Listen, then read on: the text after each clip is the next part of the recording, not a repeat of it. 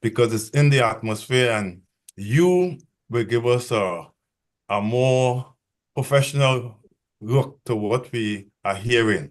And you know what I'm speaking about? I'm speaking about that game last Friday, last whatever day it was. What is your view of what happened there?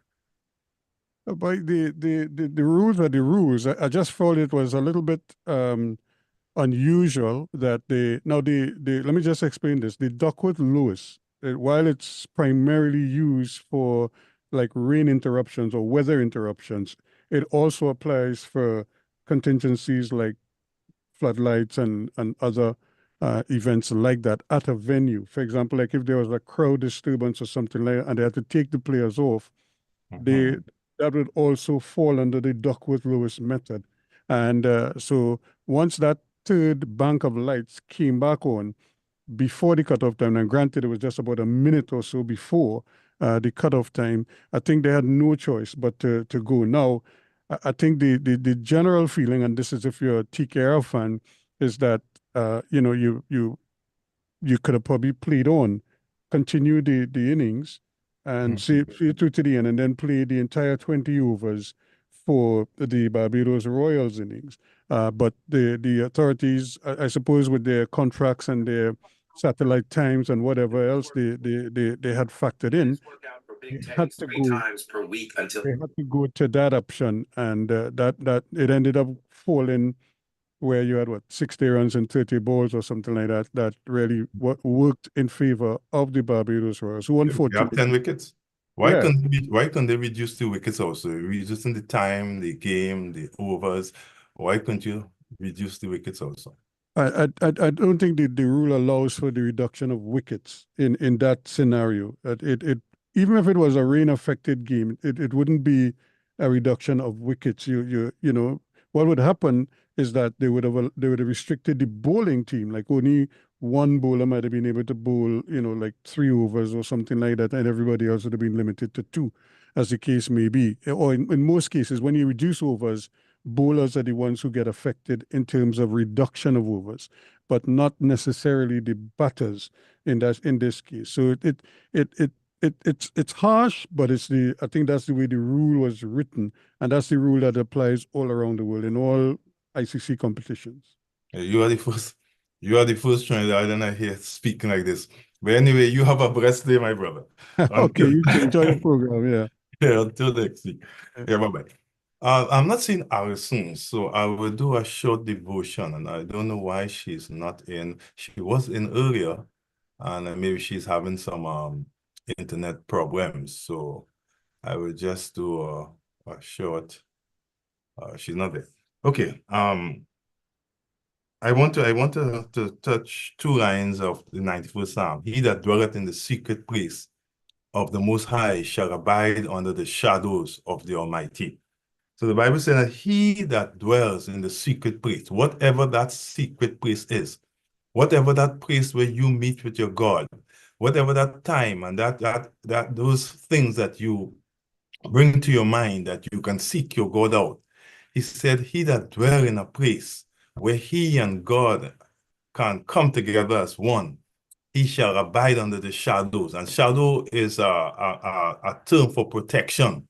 Therefore, once I have a relationship with God, and my protection is guaranteed. And some would say, well, what is this protection they're speaking about? There are things that God have a desire for you with, that he's working you towards. Those are the protection that he afforded us.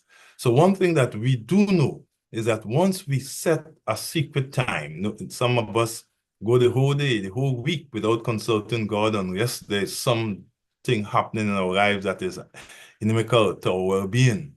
But if we make a habit, whether it's 5 in the morning, whether it's 3 in the morning, whether it's 4 in the evening, but if we make it a habit to come into God, then the Bible is saying in a sort of anthropomorphical term that God meets with you and he expects that, and that becomes the secret place. And once you have that secret place with God, the Bible is saying that he will extend his protection to you. But you must first do your part by having that secret place. Our Father and our God, we give thee thanks again for your grace and for your mercy, for your love, for bringing us here again this morning in good health. We pray, O God, that you abide in us, even as we strive. We pray, O God, that your protection will be with us, that at the end of the day we can sing our praises again, that you have kept us safe and that you have empowered us for another day. May your blessing so be with us now, we pray. In Jesus' name, amen. Okay, I want to speak today. Before we came on, I was thinking I should be speaking about on Monday, on Monday, which is tomorrow. It will be 1 year since Hamas went into Israel. But not only that, it will be 1 year that we have witnessed a genocide. I mean, we have read about genocide in history, and even slavery we can consider genocide. But I believe that this is the first time the world has witnessed barbarism, has witnessed the killing of the innocent. 41,000 people have died. The destruction of a city that is in ruins and rubble as if it was hit by an earthquake. Children, 16,000 children have died, have lost their life. 2,000 have been maimed, no eyes, limbs missing. And the world have witnessed this and have offered only lip service. There are still some crazy people around. When you speak about that, they will blame Hamas. Israel is bombing. Israel is dropping bombs and drones and killing children and people, and folks are still saying a year after Hamas is to blame. How Hamas could be to blame? I don't want to go far in history, but I want you to know that that region for 2,000 years was at peace. 2,000 years, that region was at peace with Arabs, with Africans, with Jews, with Christians, for 2,000 years. What started the upheaval is in 1916, after World War I, they began to speak about a place for the Jews. Pick up that agreement. And in 1946, after Hitler maimed so many Jews after the war, Britain and France, with the help of America also, set up that area as a land for the Jews to return to. There were people living there. There were people who had their lands and houses and had received from their grandfathers and great-grandfathers property. There were people living there. And what happened? They removed all these people and placed the Jews there. And as any right-thinking people would do, they began to fight. And they began to fight until Hamas stormed the place. But they had big wars. They had the 7-Day War. They had the war in 75. So it had always been a contention. So what you are seeing there is happening now. This has nothing to do with Hamas. This has something more to do with interlopers who have been placed there by world powers, and the people have had enough of it. I think I should say that this morning. A word to the wise is always sufficient. Now, this morning, those who are listening to us this morning, we are dealing with the issue of surviving silent trauma. And we have with us some Dr. Susan Chan, who is the professor and the dean of behavioral sciences at the University of the Southern Caribbean.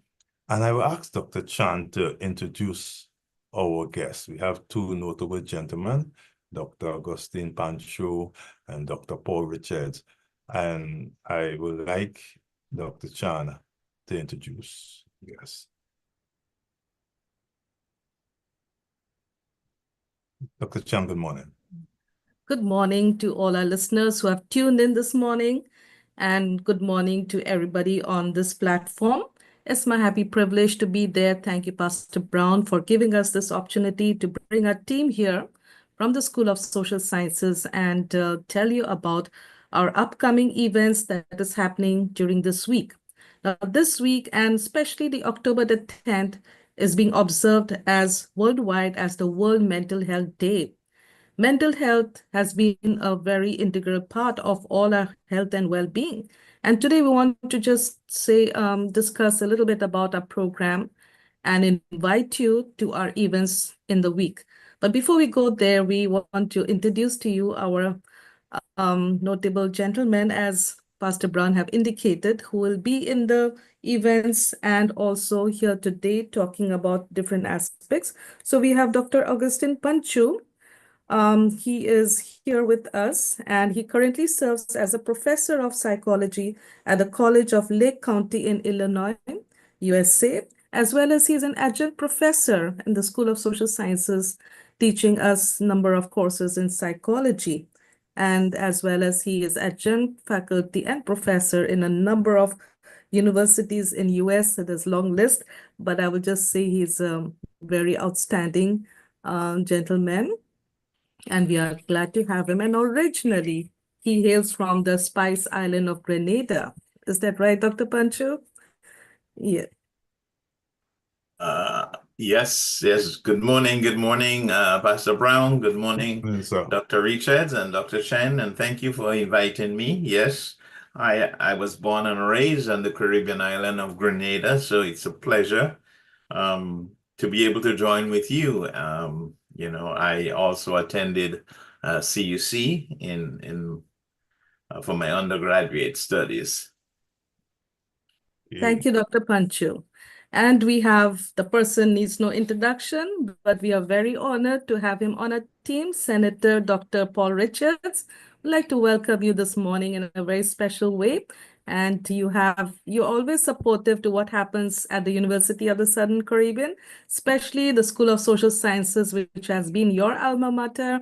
And you have taken your degrees through the Andrews University, using the USC campus. And so we are very happy to welcome you this morning, Independent Senator, Republic of Trinidad and Tobago, and adjunct faculty, or rather professor, in the School of Social Sciences. He also teaches in the psychology courses. Notably, he is doing currently a couple of courses at USC. So Dr. Paul Richards, we want to welcome you. Good morning, Dr. Chai. Good morning, everyone. Pleasure to be here. Okay, great. So we have Dr. Pancho, where we are going to have a webinar on Wednesday the 9th, where Dr. Pancho will be one of the presenters talking about silent trauma and internalized family trauma, right? We will be talking more about that as we progress in this program. And Dr. Paul Richards, who will be the moderator, and he is very well versed of how he moderates, and this particular issue, which is also a very sensitive issue within our country, and there's a growing phenomenon that's happening, that we want to talk, and we want to just break the silence that people are experiencing in their homes, in their communities, even at the workplaces. So Dr. Paul Richards will just shed some light this morning on the current issues with regards to where Trinidad and Tobago stands in terms of, mental health and traumatic events, especially like domestic violence. So over to you, Pastor Brown.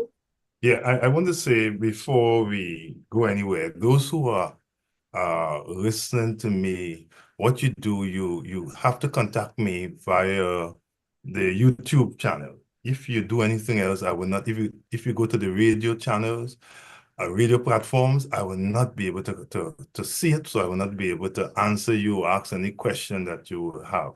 So if you go to me on Facebook also, I have before me YouTube. So if you have any question, you contact me through YouTube that I can ask the good gentleman and the lady. Now, I want to say first that the two gentlemen, I recognize they are into psychology, and my training is sociology. So if you hear me asking any question, do not think I'm obnoxious. It's just my mindset will be very different from you guys' mindset. You understand that, Dr. Richards and Dr. Pancho? So don't think I'm being facetious. It's just simply my worldview of things might be a bit different from you guys. Well, fortunately for me, my undergrad minor is in psychology, so I might be able to speak the same language as you at some level. Okay, okay. No, but I'm at sociology, and I say you two guys are psychology. So I may say things that don't think I'm weird. I'm just seeing things differently. You understand what I'm saying? So Absolutely. you're right. But Dr. Richards, the first thing I want to ask, you have been in places where your ears are to the ground on the field of when we speak about mental health illness in the society at this time. How serious would you say that we as a society, we are taking the issue of mental illness? Well, good morning again, everyone, and it's a pleasure to be here. Thank you for having me. Once Dr. Chan calls, I will answer. So, the issue of mental health in Trinidad and Tobago, I guess across the Caribbean, but I'll specifically speak to Trinidad and Tobago, is a very, very serious issue.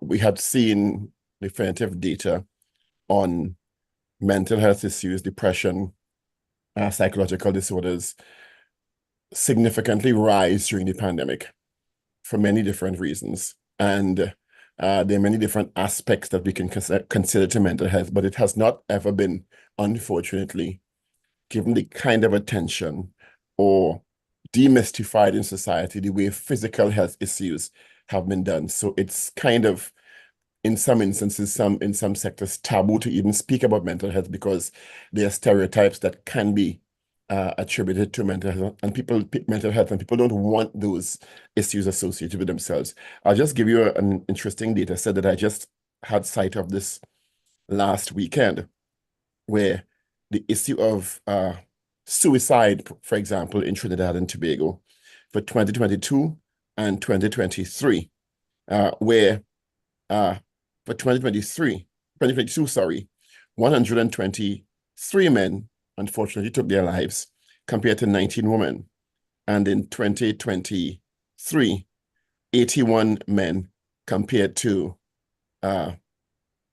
17 women took their lives. And that's between January 1st to December 31st, between 2022 and 2023. So you see men are disproportionately represented in those data sets because of one of the issues related to men, whereby men are not socialized, to use one of your sociology terms, to seek help. Masculinity means different things in the Caribbean. Masculinity means toughen it out. Don't cry. Don't ask for help. Asking for help means you're not a man. So we have a lot of work to do to demystify that aspect of mental health in Trinidad and Tobago. Another aspect that some may consider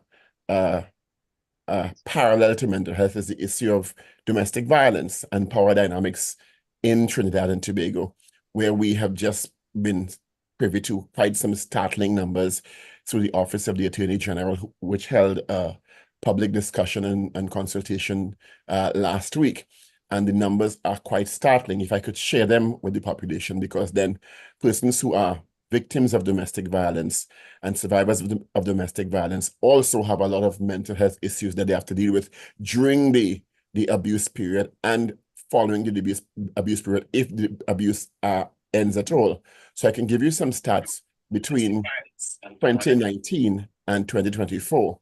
And these stats actually include, related to domestic violence, homicides, sexual abuse, assault by beating, child abuse and abandonment, malicious damage, psychological abuse, financial abuse, threats, verbal abuse, and woundings. And in terms of reports made to the Trinidad and Tobago Police Service, the two most startling statistics revolve around assault by beating and threats issued to primarily women. In 2019, the total number of reports were 1,078, 2020, 2,442, 2021, 2,270, 2022, significant rise, 3,083. 2023, an even more significant rise, it almost doubled, reaching 5,362 reports. And in 2024, as at last week or week before, 2,520. Of those, the biggest numbers were constituted in assaults by beating and threats issued. So one can imagine the silent trauma in some cases and mental issues that are associated with those issues of domestic violence. And I haven't even touched on the issues of children and domestic abuse and the issues that children go through where violence are perpetrated against them in society. When you say that women are subjected to all these things, yet men are the ones who are taking their own lives, in that, and Dr. Panchoo, you can come in that, we are saying that women are the ones who, I'm just thinking through what you are saying, that women are the ones who are really into surviving silent trauma, or men also go through it, but women are on the higher level. Well, women are more victims of domestic violence, given the reports we see with the Trinidad and Tobago Police Service. But it all stems from maladaptive behaviors to societal issues. So Okay. we find that men respond in a particular way because of their socialization, including being perpetrators of domestic violence because they don't have mediation skills, they don't have conflict resolution skills. And even within themselves, men are finding difficulty in dealing with their own issues, which kind of points to the issues of why there's such a high incidence comparatively between men and women with the issue of suicide is concerned. Dr. Panchoo, what is silent trauma? Because if I'm silent about it, I don't think it is so traumatic at all. Not hearing you. Put on your mic, yeah. Yeah. When we use the phrase silent trauma, we're referring to the phenomenon that says that there is the existence of trauma, and Dr. Richards just outlined about 6 or 7 specific areas of prevalence in Trinidad, and I'm sure that it is so for the rest of the Caribbean and maybe certain parts of the world. But we're talking about people who are surviving, and because of a lot of sociological issues, they are not coming forward to talk about it. And we're going to talk a lot about whether it is guilt or shame or efforts to protect the perpetrators of violence against them. And that's a very big one. There are lots of people who are, and that's what the research says. There are a lot of people who are perpetrating violence and abuse on their loved ones within the family, and the family members are either coerced or sometimes out of fear or out of just bare and basic survival. They will not come forward because there are many unskilled people who are part of families where there is a lot of abuse happening, but because they're unskilled and just for their own survival and that of their children, they remain and they suffer in silence. And so when we talk about silent trauma, these are some of the issues that we are talking about. People who are suffering, we say surviving, but they're surviving in silence, and the world may never know about their suffering. Let me quickly add one little piece here. You asked the question, Dr. Richards articulated so well about the discrepancy between male and female suicide fatality. And he is right when he talks about men. What the research say about men is that we lack negotiating skills. We lack the ability to verbalize our feelings, whatever those are. And we go for the very lethal forms of taking our lives. Whereas women or females in general, when they are suffering and they think of ending their misery, they sometimes reach out and they use less lethal means so that they can be saved. whereas men usually go for the very toxic chemicals, hanging themselves, and in some cases, the use of lethal weapon. And so that will account for a lot of the high rate among males versus females. But I'm thinking after the Me Too movement, women are still in that place where they are not coming out and speaking. Dr. Richards will probably chime in here, but yes, absolutely. And let me say this here. There is something, and you alluded to sociology, but I want to let us be reminded this morning that there is such a symbiotic and very close relationship between sociology and psychology. I mean, they are partners in the field of academia and partners in the field of just human behavior and understanding. Psychology deals with brain and behavior and give reasons why we behave the way we do. And sociology speaks about how humans behave in the social context. So really and truly, they are really not even distant cousins. They are relatives living in the same house. But there is something in sociology and psychology to some extent that we refer to as learned helplessness. Learned helplessness is a very toxic situation that people find themselves, and they do not wish it upon themselves, but they find themselves, and there are so many sociological reasons why people find themselves in situations of helplessness, and it passes on from one generation to the next. Let me say this here, that very often in the Caribbean, really, Dr. Richards will tell you that we still believe in a male-dominated society. Male-dominated society in the sense that if you look at people who go out to work versus people who stay home and take care of the home and the children, it's disproportional. More men go out to work. It therefore means that more men think, and that's the illusion that we have to demystify. More men think that they are the breadwinners, really and truly. And so we calculate breadwinning or the ability to go out and work and bring in an income as a signal for authority. It establishes male dominance in the home and in the society. The more a man can make, the more he can work for, is the higher, more lofty he thinks of himself and his position in the family.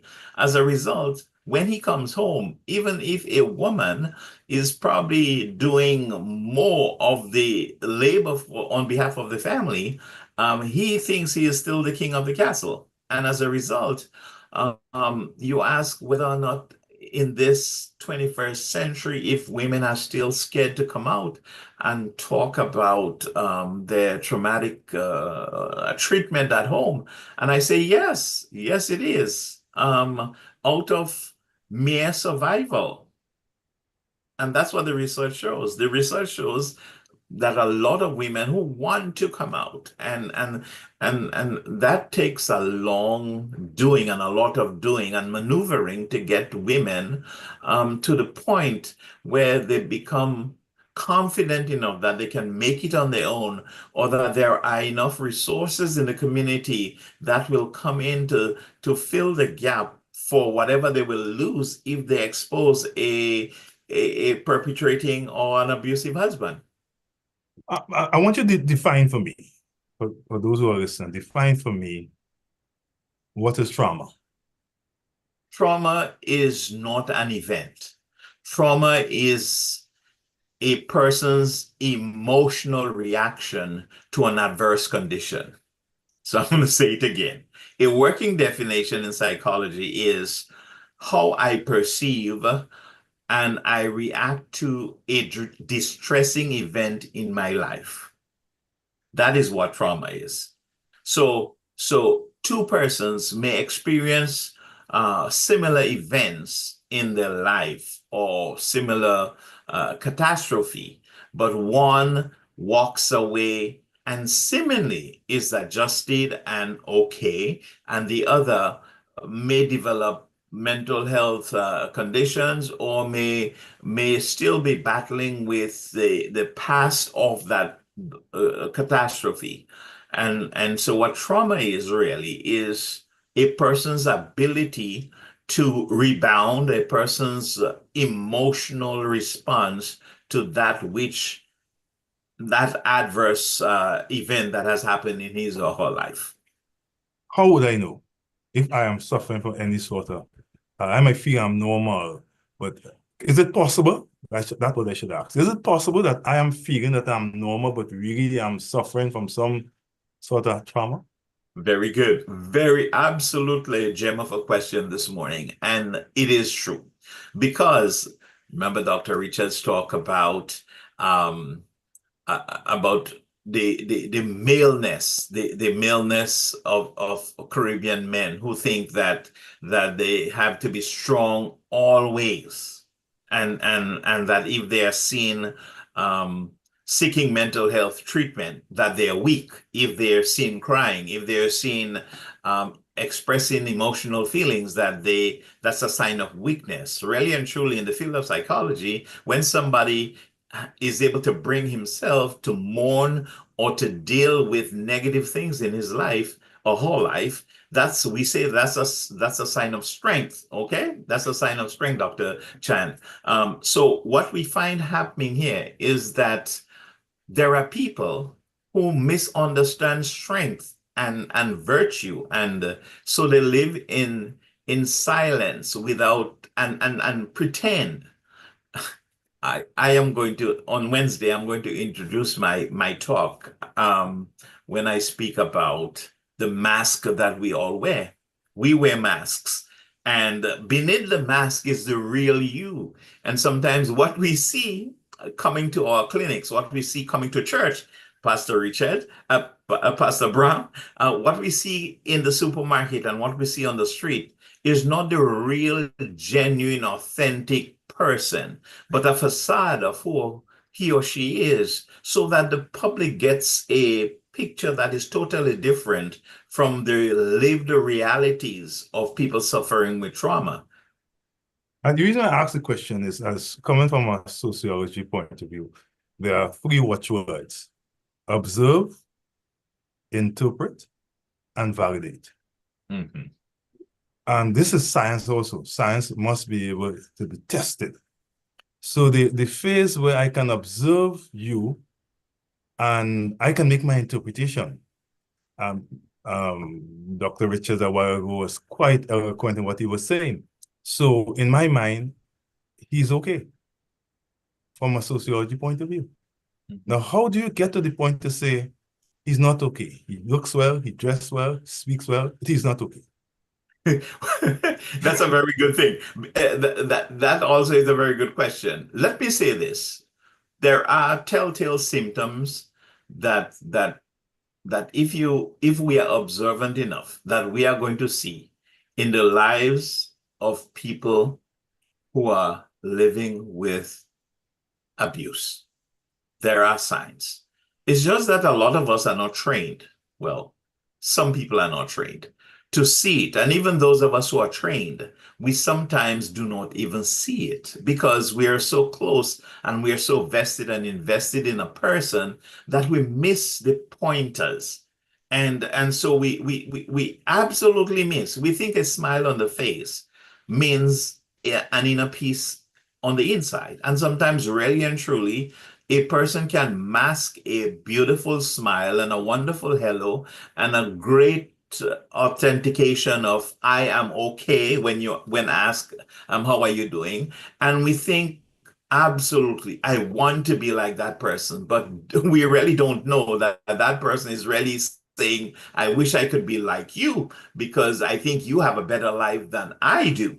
And so it takes a lot to see, but there are really quickly, let me just say that if we are very observant and for the trained eyes, there are things that will manifest itself, whether it is in behavior and or verbiage, or that is words that we But Dr. talk. Panchoo, if I could, And people will say that again, Dr. I Richards? said, if I could, this is a great opportunity to bring Dr. Chan into the conversation because she is the dean, and she, I'm sure, is in a position to give some anecdotal and some scientific evidence of even interacting with students in an academic sense, and who would come for help generally in the faculty, Dr. Chan, and who would not seek help. And you know they're struggling because they're not performing academically and otherwise, but they don't come for help. But who comes to help generally, Dr. Chan?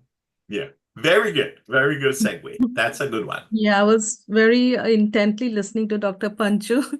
Well, yes, in the School of Social Sciences, as you would also know, Dr. Richards and Dr. Panchoo has also come on board, that students come with a lot of baggage, right? And that really sometimes hinders them in their performance academically. So we as lecturers here, I do hear my faculty sharing with me that sometimes they have to go outside the class time, spend the time with the student in the non-academic counseling and advisement. They even pray with them. I have heard some faculty even cry and pray with them because of what they're going through. And we don't want the students to, say, okay, we're only dealing with your academic performance here, but we are trying to go beyond that academic baggage to see what other issues they have in life and how we help them to make it through the journey here. And Pastor Brown also would acknowledge that. So we are trying also from our end to help students to deal with the issues and to be able to perform as well as bring a balance.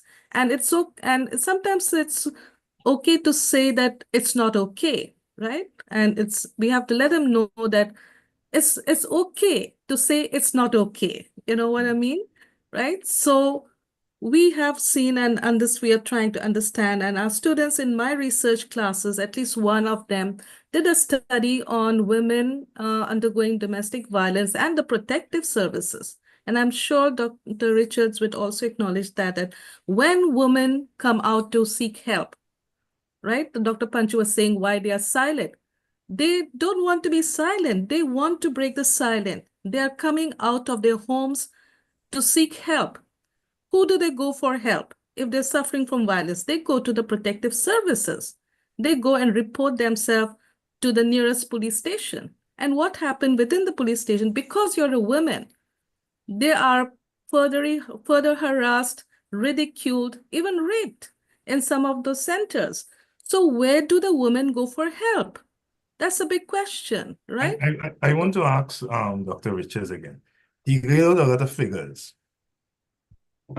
Was there a link between domestic violence and mental illness? Did they say in the preamble or in the summary that there was a link between the domestic violence, spousal abuse, and mental illness?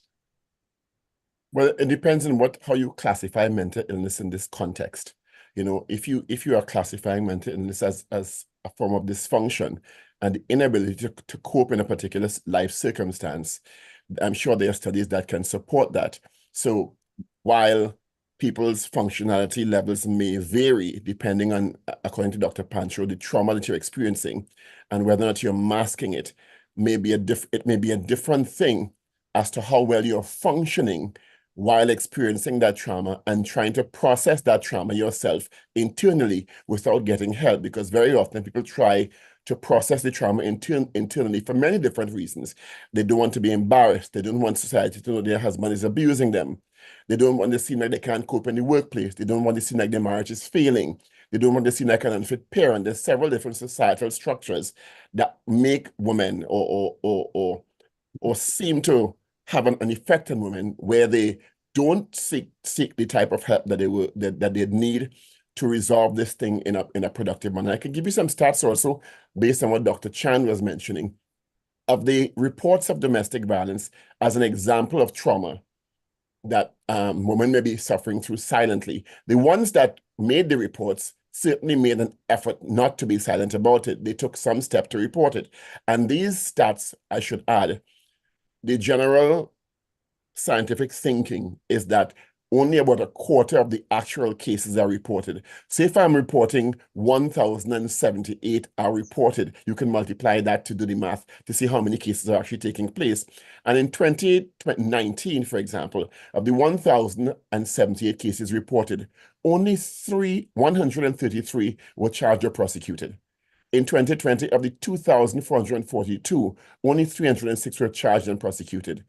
In 2021, of the 2,270, only 359. And the highest number of which is in 2023, of the 5,362 reports, only 174 were prosecuted or charged. What do you think that does to the general population hearing that, or women hearing that? They feel, well, what's the point of reporting it, unfortunately? Exactly. They feel that there's something in society that is not taking my issue as seriously as it should.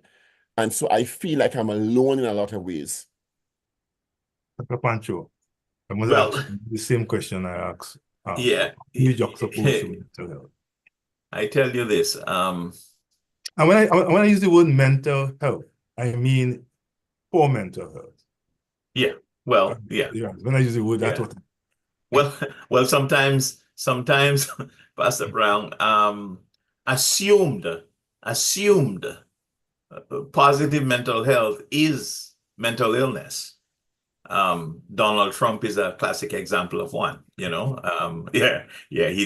tells everybody he's the greatest when he's suffering from narcissistic personality disorder. So, but let's come back to our Caribbean situation. We see a lot of comorbidity. And when we say comorbidity, we're talking about survivors of domestic violence who must deal with the trauma of just everyday surviving, plus sometimes vulnerability to depression or anxiety. So they're now dealing with abuse on the physical and emotional level, and at the same time dealing with their own personal challenges of anxiety disorder or maybe a clinical depression. We have to understand that abuse in any form, whether it is physical, whether it is sexual, emotional, or even neglect, carries with it this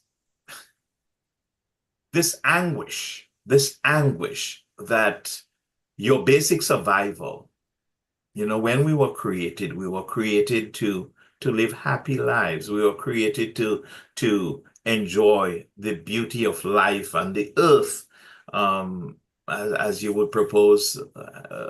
That's why God created an Eden. And one of the basic, when you study psychologist Abraham Maslow, one of the basic tenets of life is to feel safe in this life. Besides food and clothing, we just want to know that I can go to bed and sleep peacefully. I can drive my car. I can walk through the streets, or I can go to the mall. I can go to the beach or the river and be safe. And what abuse, especially in the home, speaks to is that it takes away a person's sense of security. And when our sense of security is taken, it opens a floodgate for all kinds of mental health issues. So what we're seeing, you asked the question earlier on, we may see a person who tell you everything is okay. They're smiling, they're functioning well at work, but deep down, this turmoil is eating away at the very core existence. And this is where the psychologists come in and the clinician come in to help open up and unravel the real you.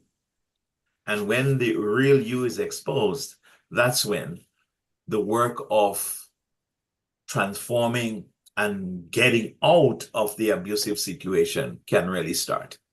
I want you to do an analysis here for me. I know it's limited, both you or Dr. Richards. I had a student every single night. I had a late class that finished close to 8 o'clock. And she will, before the class, she will come to me and say, "Sir, I need to talk to you." And I say, "When?" She said, "After class." And after class, she will disappear. It went on for close to a month until I decided I would corner her. And before the class was over, I called her by name. I said, I need to see you before you leave, just to make sure she stay put as I put everything together." And then she said she was going to San Fernando, and I said I would drop her. I was teaching in South at that time. And when she got into the car, she was quiet for a good 2-3 minutes, but San Fernando to Superior Street was not so far, so I didn't have the luxury of time. So I went at the juggler one time. I said, "What do you want to see me about for the last 3 weeks? What do you want to see me about?" And she broke down crying. And I pulled her aside because I knew the time was short. I didn't want her to cry me all the way to Library Corner. So I pulled her aside and I waited for her until she finished the crying. Normal pastoral counseling now. When you're happy, you talk. And she said she was sleeping with her father. But this was a bright student. This was a student who was coming to class all the time. This was a student who, in her work, was excelling in her work, excelling in her behavior. Her aptitude and attitude was right where you expect a good student to be. Yet she was carrying this burden that she wanted to talk to me about and never did. And if I didn't make that intervention, the semester would have finished and I would not have known what drama. In fact, I could have dropped her straight to Library Corner. I had to drop her way away that she can walk to Library Corner, that the father would not see her coming out of a car. What do I say to this person? Is this person okay? This person is functioning better than my students who have no relationship whatsoever with anybody. How do I? How they say, if it's not broken, don't fix it. Not so? Mhm. Well, here is what, and I know we are probably right at the end there. So this is a good segue, Dr. Chan, to remind our listeners to tune in via Zoom to our Right. presentation on Wednesday, because we're going to continue this conversation and we're going to delve deeper into it. But quickly, let me say this regarding your question. There are many people, and that's the beauty of recovery. There are many people who use these adverse conditions and build what is called resiliency skills and are determined, so much so, to get out that they will do well in school amidst the turmoil that's eating away at them. They are determined and focused, and they will do well in school so that your young lady in question one day will get out of this situation. She may be helpless and having to go home now because she has no other place to go. But her determination is going to supersede every other adversity that she's dealing with, and she's going to come out, and hopefully she's going to be okay. What are the means, Dr. Paul, that the society has for someone facing these situations to be able to survive? What the society have that they can explore? I want to answer your question on two levels. Firstly, the level of the young woman who was experiencing this horrible situation, and two, on the wider society level, because we have to look at it personally and we have to look at it societally, right? And I'm going to draw two examples of when you were delivering the information about the young lady in the societal part, and I want to also add a component to Dr. Panchoo's commentary a while ago about, and he's absolutely right, about feeling safe in society, a la Abraham Maslow's hierarchy of needs. And I will add to safety a sense of positive value, That's part of feeling safe, right? So I'm going to add that there specifically for a reason. On a personal level, the young lady is not functioning well. Even if she's excelling academically, she's not functioning well. She's being raped by her father, right? Your words were she's sleeping with her father. She's not sleeping with her father. Her father is sleeping with her. That's the first red flag that came out to me, right? So we have to, and so when society hears that and we normalize, and I know you didn't mean anything by saying it that way, but we say it that way because we've been socialized to say it that way.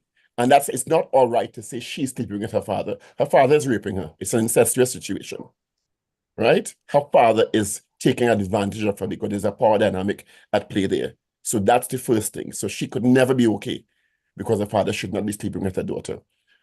She, as Dr. Panchoo indicated, has found a way to survive by a sense of value, by excelling academically, because it's the one thing that may be giving her a sense of positive value under very, very traumatic circumstances.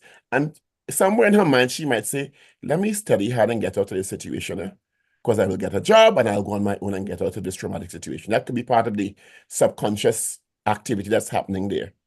Secondly, so that's from on her on a personal level. There should be some intervention taking place there. Quite frankly, should be reported to the police and charged and locked up. That's my personal response, visceral response to those situations. Secondly, one of the things we need to realize is that society processes these situations in particular subsectors of society in different ways, that people feel culturally it's okay, unfortunately, for that to happen. There are sectors in society that have normalized that sort of behavior. Even in the way we language these situations, and again, this is not to put a negative spin on what Dr. you say, Paul, Dr. Paul Sikapin, gather your thoughts again. Alex, is there anybody on the line who want to join us? Well, good morning to everyone. Not at the moment, but we will officially open the phone lines right now at 622-4911 to take your calls. And you have about 7 minutes. So I'll hand it back to you, Pastor. Okay. Yeah. Yes. No. The other aspect that I want us to be very aware of is how language is a very critical thing in society. When you were telling the story, you said you got her, she came to you and she was deflecting all the time. There was clearly something she wanted to speak about, but your language was, I cornered her, and then I went for the jugular. And you didn't even realize you said that.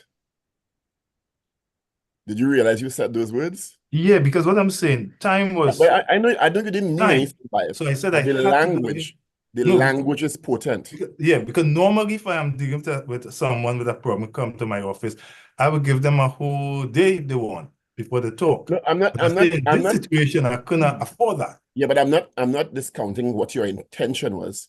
I'm talking about the language you used to describe it. Okay. Was I cornered her. And when she was in the car, I went for the jugular. And we don't even realize that we are socialized to normalize that kind of language, which should not be used in those circumstances. I'm not saying that you did it deliberately to cause any harm, but that's the societal part of it I'm talking about on the different level. Okay. I don't know if Dr. Panchoo or Dr. Chan wants to comment on that part of it. Well, let me quickly add this here. You are absolutely on target. And I heard all his words. And it's instructive that you're talking about it. But I'll tell you this, Pastor Brown, and it's not to indict you in any way. About I know what you meant. We all know what you meant. But what Dr. Richards is saying, what you said is so normal of a conversation among powerful people. You understand? Yeah, It's so normal that think of the dad. He's conceptualizing those same imagery. He may not be using the same words that you are using, but the imagery is what he is using, and he's doing that to his daughter. Okay? And it's so, as a society, we have to be very careful how we conceive abuse, so how we conceive life, because out of what has been normalized for our people could be so toxic and so detrimental And that is what, when we talk about living with silent treatment, these are some of the things that we are talking about. Excuse me, Pastor, we have a call coming in. Okay, thank you. All right, so let's put the caller on the line here. Good morning, welcome. A blessed day to Mr. Alex and to Mr. Pastor Brown and to the crew. You see what you all are talking there? It was then before. And today it come. You know, most of the people today, P-R-A-Y, pray, that is the spiritual people. And there is another set of people who P-R-E-Y on people.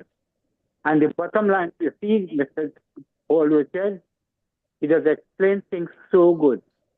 And the fear that I just listen to him sometimes is when he is sitting as an independent senator in parliament and he would question just like that. And for it not to pass, he just say, yes, let it pass. And this is why we all have to come together and P-R-A-Y for one another. We cannot pray for ourselves. And this is why when Pastor Brown is talking, he's talking of Frank from his heart. The girl, it wasn't from now that happening. She had that fear. And why we passing these laws and we are not enforcing these laws? We're just making laws for fun and mamagaing the nation and taking taxpayers' money and doing nothing with it. Have a blessed, wonderful little you. I think the beauty of the whole thing, and Dr. Chan touched on it earlier, I was happy that she felt the need that she could have spoken to me. Because these are very personal issues that filled with fear and anxiety, and she still thought that I can talk to him. She was just building the courage. So she keeps saying it, and at the end of the class, she felt, no, I can't go forward with that. And I remember telling a story. My thesis for my master's was on homosexuality.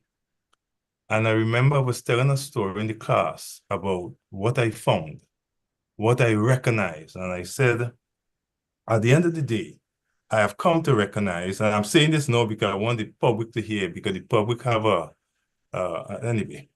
It came to my mind that I recognized that every single thing, and I did participant observation, hanging out in the brothels and hanging out in the clubs and things like that. And I came to recognize that everything that I want as a person is their desire also. Everything. And I moved from seeing it in a negative to see it as a normal person. And I remember saying that in the class. And one day, a guy came to my office. And he had his problems. And when he said to me, the last thing he said to me was, Pastor, you feel I like being like this? You hear me? And since that time, I believe I may be the only pastor in the country, and very few in the world, that I will have a call at 1 in the morning and we are homosexual on the line. Because they have come, they would have passed the word around, and they would have come to the place to believe that we can talk to this person. Are you with me? Mm-hmm. And I'm saying that one of the things, while crudely I might have said, one of the things I felt nice that she felt, and all the lecturers in the school, she felt that Terence Brown could be the one I could have gone to. So whether I am socializing the language, Dr. Paul, the whole context of what was happening is that here is a person being abused, whatever. But look at all the folks, including Dr. Chan, and say, I'm going to talk to Pastor Brown. No, I hope you don't think I was making an indictment on your statement. You know, I just want to give an example of how we need to be aware as a society. Yeah. Right. I understand what you were Yeah. saying. But gentlemen, lady, it was really nice having you on. having you all on, and I hope, Dr. Chan, I want to give you a 30 seconds to promote the webinar Yeah, again. sure. So this webinar is taking place on Wednesday, October the 9th from 3:05 to 4:30. And we have one of the presenters here, Dr. Augustine Panchoo, and you heard him. He'll be talking on the psychological impact on internalized family trauma. So what is internalized family trauma? You want to know more about it. So please come to this seminar, the webinar that we are having. And we have Dr. Joanne Williams Carroll, who's the social work chair at the School of Social Sciences at the University of Southern Caribbean. She is a social worker, and she will be speaking on a very sensitive issue, and she has done her research and studies, and she also does counseling in those areas of child sexual abuse, breaking the silence. Why do children remain silent till they reach the adulthood to report that trauma? Is a very pertinent question that we'll be dealing with. And Senator Dr. Paul Richards will be moderating the segment where he will also bring an overall picture about the status in the country, what he shared with us today. With that preamble, he will moderate the session, and we will have a very interactive, engaging session. So we want to invite everybody out there, and the flyers will be shared via the Facebook media we'll be sending that to Pastor Brown, and he'll be sharing all the information. How do you log in? How do you join this program and take advantage about that? So this is our introductory thing. We'll have many other sessions like this from the School of Social Sciences, and we believe we exist here to We help have run people over our time, in their Dr. Chan. situation. Okay, Dr. Pancho, thank you very much, Dr. Paul. Thank you Thank very you so much. much. And It's a pleasure until being here. those who have been listening to us, as I said, if you still have questions, I see I have a few questions here. If you still have your question, you can send it to me and I will get it to Dr. Paul and Dr. Augustine during the week that they can do justice to it for you. Until that time, bless everybody, goodbye, and I'll see you next week. Same time, same place.